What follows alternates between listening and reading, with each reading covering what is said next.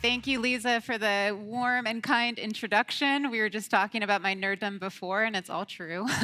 And it's so awesome to be here today with you all who are building and dreaming of a future that's much better for our planet. So thank you. As Lisa mentioned, my name is Laura. I'm the general manager for City Bike, and I've spent most of my career thinking about how we improve quality of life in cities, how we build urban resiliency, and how we do better on climate. And I've lived in a number of cities around the world. I love them. Always love to talk about culture in those places too. And as Lisa mentioned, I am a nerd, and so I love talking about this topic, and you can't get me to shut up about it. And so I'm here to talk to you about the biggest problem in climate that we're just not really talking about today, which is transportation and mobility. COP, the largest global conference on climate, only added mobility as a day-long agenda 2 years ago.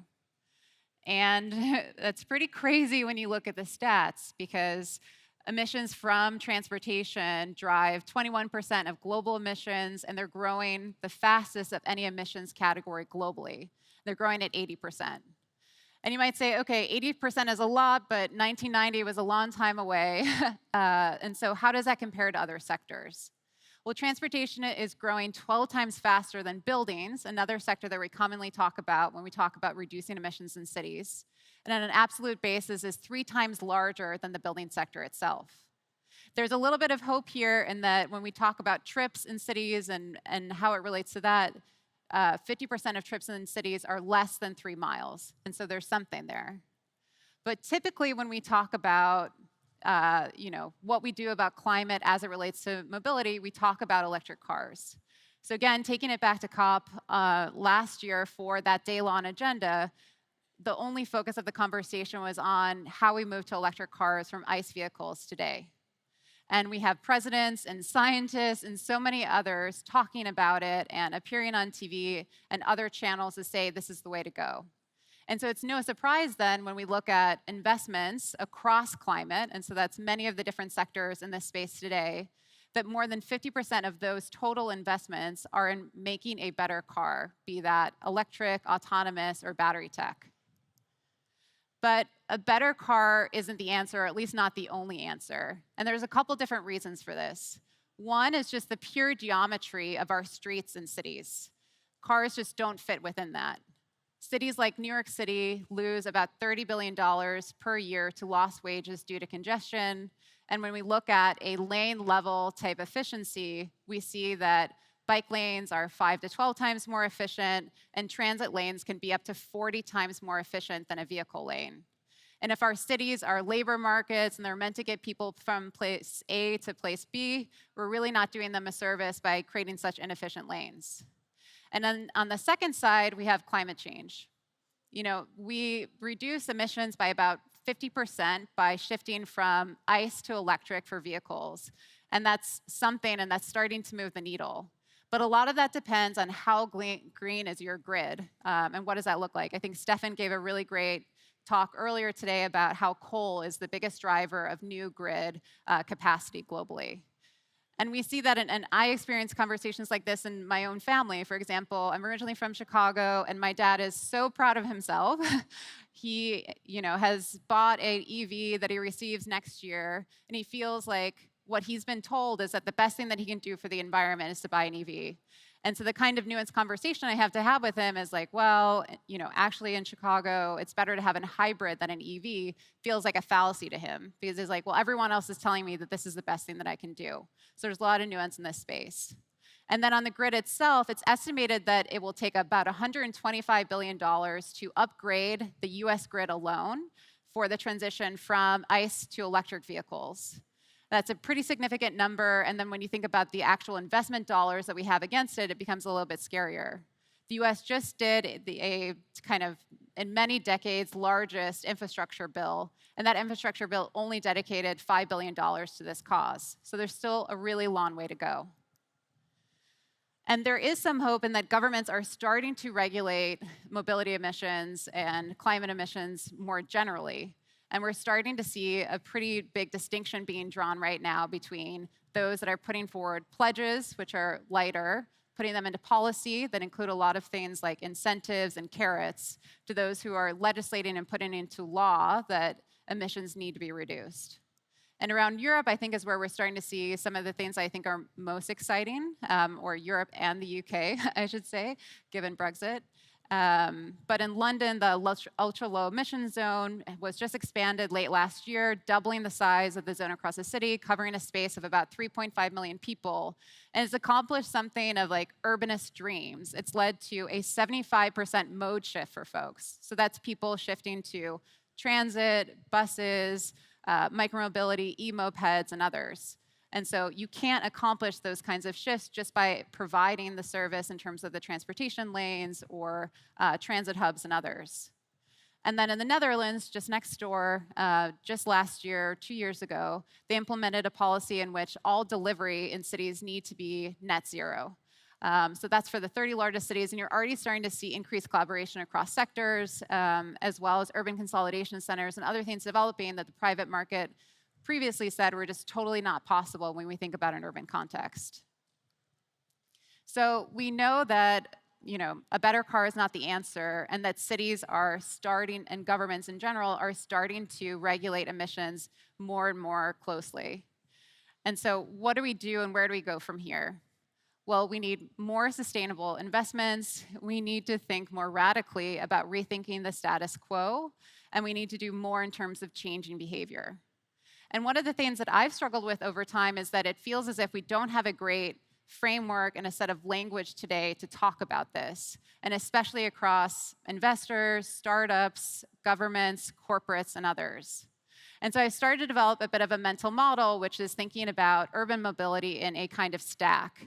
And so I'm calling that the MORE framework. And the MORE framework has 4 different elements to that, and I'll start with the bottom of that, enable.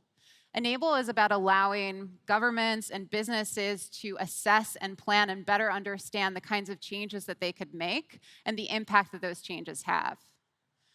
R is for rebuild. There's some really interesting stats that have come out of the Rockefeller Foundation over the last couple of years looking at over 85% of the infrastructure that we need in our cities by 2050 is not yet built. And so even for developed market context, we're going to need to invest a lot in rebuilding our cities, both from a digital infrastructure perspective and from a physical infrastructure perspective. And then O is offer. That's where I spend a lot of my day job and day-to-day.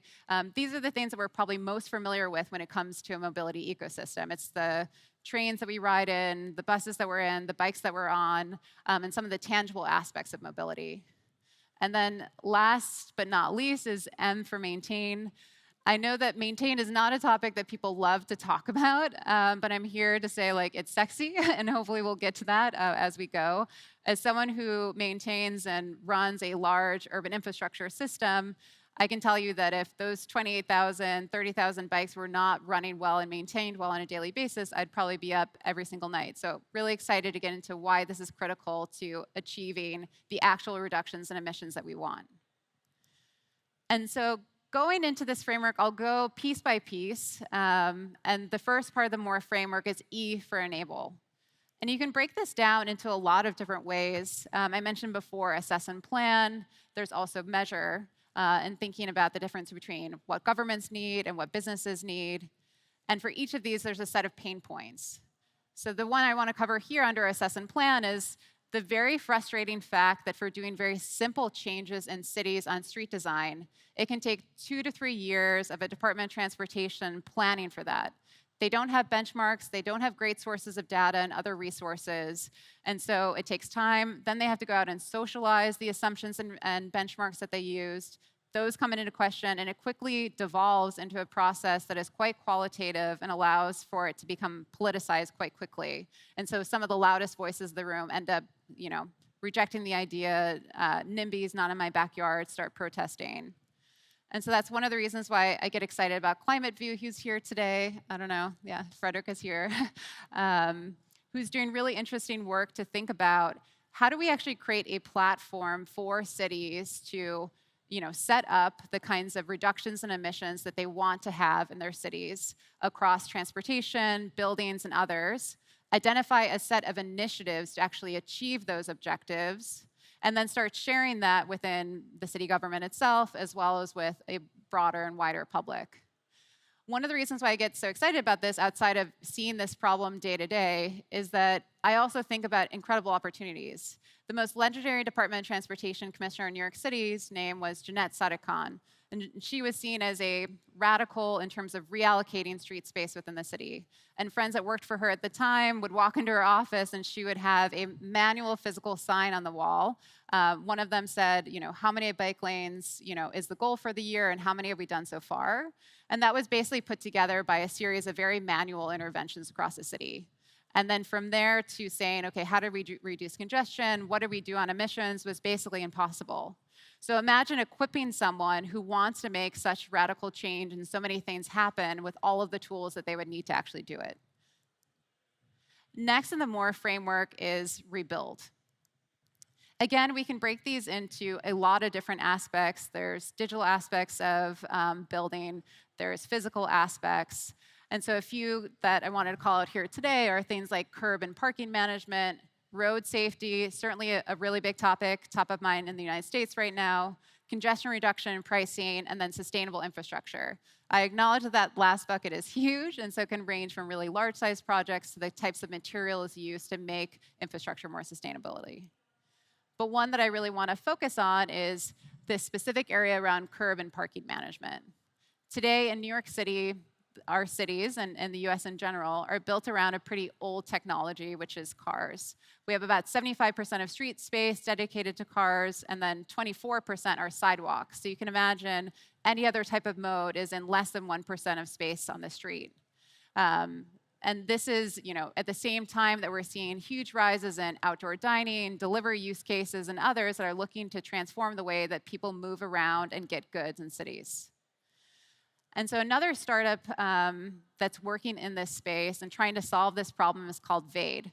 I call them a curb plus management solution, in that they're not only looking at the curb and allowing cities to think about things like, how do I design and build new commercial loading zones? They're also looking at the lane next to the curb. So you can say, the lane next to the curb is meant to be a bike lane or a bus lane or a moving vehicle lane.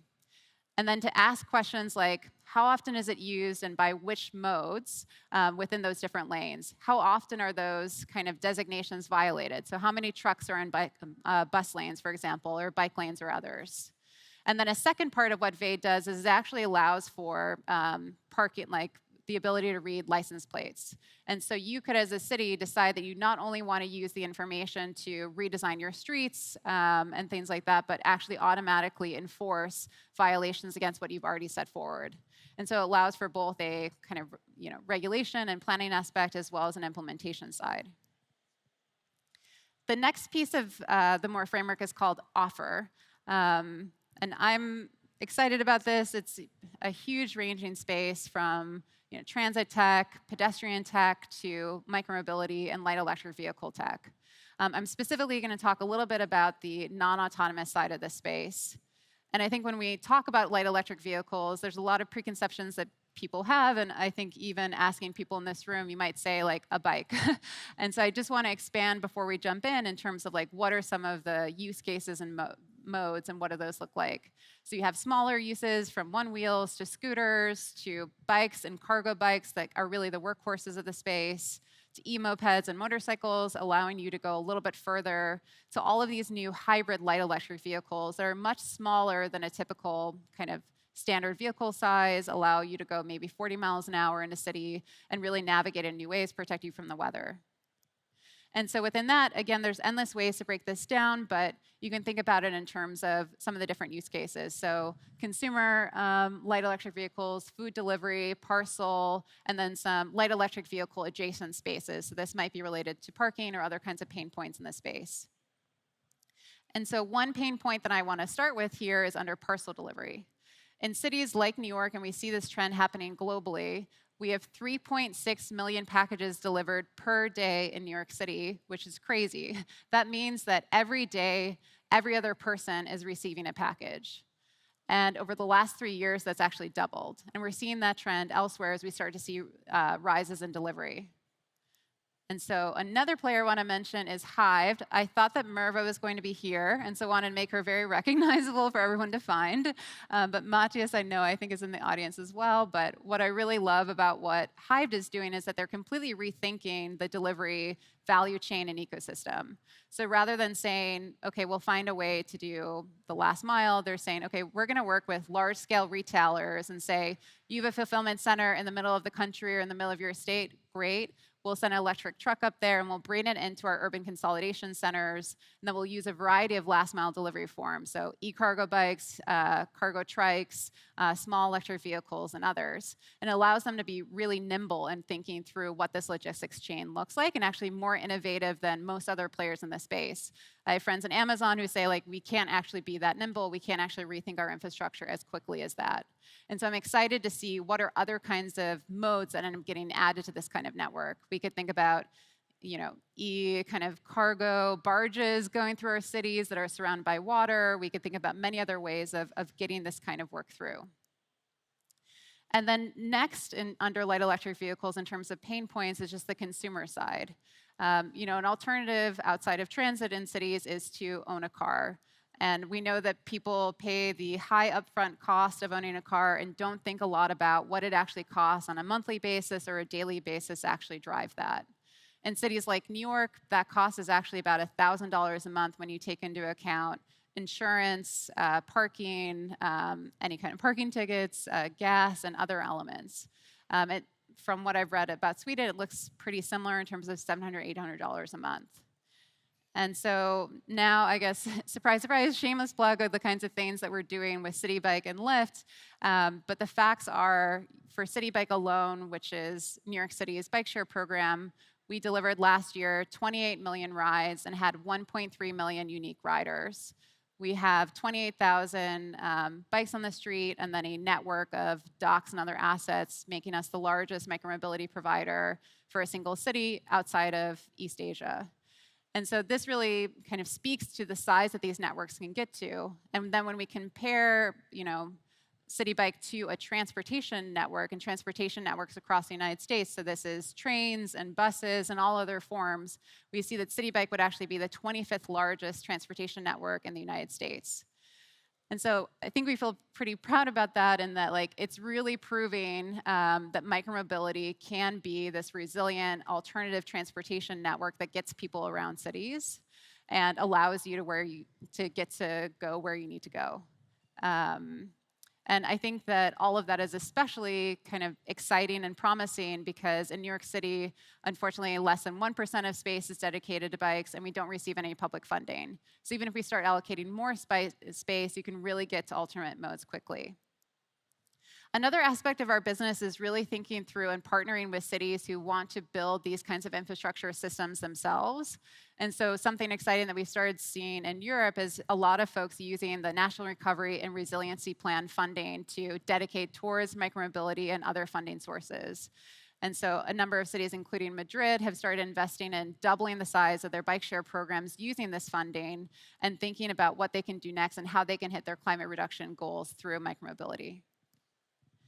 So next on the more framework is maintain. Last but not least, and remember, maintain, very sexy.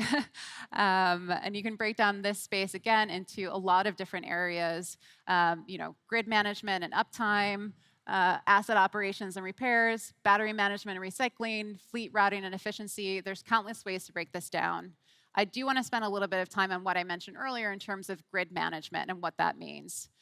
As I mentioned before, $125 billion to upgrade the US grid alone and only $5 billion dedicated is a big upfront capital cost problem. And then when you think about, okay, we have to expand that capacity, but what do we do in the meantime and what does that look like? We start to see some pretty significant pain points occurring. So in California, for example, the variance of price of electricity over the course of a day is 400%. So imagine if you're a fleet operator trying to navigate that as a situation when your alternative is maybe a 20% variation on things like gas. And so there's a number of different players in this space that are trying to solve that grid management problem specifically in the short term. So AMP Control is one of them, Amply Power and others also play in this space. And they do a number of different things for fleet providers. Fleets need to deploy on a timely schedule and fulfill a set of activities and do charging when they have downtime. And so they allow for that type of scheduling, allow for charging to occur in those places, and also recommend things like vehicle to grid and other technologies so that you can actually be earning during down periods as well. And one of the things that's exciting about their structure as well is alerting to any kinds of issues on uptime or kind of maintenance that's required for the charging infrastructure itself, which is incredibly helpful when you look across the United States and 25% of chargers available for personal use aren't actually available because they're down, broken, need to be maintained and repaired. And so, I've spent a lot of time talking about what sucks, to be honest, in cities and in mobility and what we can do better. But what gets me excited is that this is a room of people who are dreamers, believers, and builders. And so when we hear pain points and problems, we hear like, aha, opportunity. And so there's a lot of room in this space to completely rethink how people get from point A to point B and to be rethinking together how our planet moves. So thank you so much for the time together and really looking forward to continuing the conversation. Thank you.